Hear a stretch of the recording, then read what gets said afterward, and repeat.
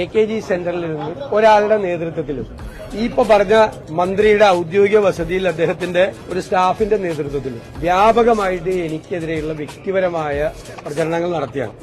ഞാൻ ഡൽഹിയിൽ ചെന്നപ്പോൾ ഒരു മാധ്യമപ്രവർത്തകൻ, സീനിയർ മാധ്യമപ്രവർത്തകൻ എന്നോട് പറഞ്ഞു, താങ്കളാണല്ലോ സോഷ്യൽ മീഡിയയിൽ ഏറ്റവും കൂടുതൽ പ്രസൻസ് എന്ന് പറഞ്ഞു. ഞാൻ പറഞ്ഞു, ഞങ്ങൾ ചെയ്യുന്നതല്ല, നമ്മുടെ ശത്രുക്കൾ നമുക്ക് പ്രസൻസ് ഉണ്ടാക്കി തരുന്നതാണ്. ഏറ്റവും കൂടുതൽ ഡെയിലി ഒരു 20 കാർഡ് AKG സെന്ററിൽ നിന്നും ഒരു 10 കാർഡ് ഈ മന്ത്രിയുടെ അടുത്തും വരുവാണ്. എന്നെ ഇങ്ങനെ സഹായിക്കല്ലേ എന്നാണ് എന്റെ വിനയപൂർവ്വമായ അഭ്യർത്ഥന. നെഗറ്റീവ് ആണെങ്കിലും നോക്കുമ്പോൾ ഞാൻ എന്നെ മാത്രം കാണുള്ളൂ. എന്തെല്ലാം കാര്യങ്ങളാണ് പറയുന്നത്. ഒരുപാട് കാര്യങ്ങൾ ഇങ്ങനെ ദുഷ്പ്രചരണം നടത്തിയാണ്. അതിനിങ്ങനെ എന്നെ തൊട്ടിട്ട് പിടിക്കാൻ നോക്കിയതാണ് ഇപ്പൊ ഇതിലൊന്നും ഞാൻ വീഴില്ല. അതിനൊന്നും അദ്ദേഹമായിട്ടൊന്നും മത്സരിക്കാൻ ഞാനില്ല. അദ്ദേഹം വലിയ ഒരാളാണ്. എനിക്ക് സംസ്കാരവും നിലവാരവും കുറവാണെന്നാണ് അദ്ദേഹം പറഞ്ഞത്.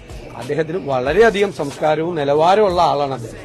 എനിക്കതിൽ തർക്കമില്ല. നല്ല നിലവാരമുള്ള ആളാണ് അദ്ദേഹം. ഞാൻ അദ്ദേഹത്തെക്കാൾ നിലവാരം കുറഞ്ഞ ഒരാളാണ്. തർക്കമില്ലല്ലോ. അപ്പോ കാരണം പൊളിറ്റിക്കൽ നറേറ്റീവ്സ് ഉണ്ട് ഈ തെരഞ്ഞെടുപ്പ്. അത് LDFന്റെ ചങ്ക് തുളച്ചു പോകുന്ന പൊളിറ്റിക്കൽ നറേറ്റീവ്സ് ഉണ്ട്. ആ സബ്ജക്റ്റിൽ നിന്ന് ഒരാളും വഴിതെറ്റിച്ചു കൊണ്ടുവന്ന് നോക്കണ്ട. ലോക്കൽ ബോഡി തെരഞ്ഞെടുപ്പിൽ കേരളത്തിലെ UDF ജനങ്ങളുടെ മുമ്പിൽ അവതരിപ്പിച്ച ആയിരുന്നു ഇലക്ഷനിലെ അജണ്ട. ഈ തെരഞ്ഞെടുപ്പിലും കേരളത്തിലെ പ്രതിപക്ഷം അവതരിപ്പിക്കുന്ന വിഷയങ്ങളായിരിക്കും ഈ തെരഞ്ഞെടുപ്പിലെ പൊളിറ്റിക്കൽ അജണ്ട. അതായിരിക്കും ജനങ്ങൾ ചർച്ച ചെയ്യാൻ പോകുന്നത്.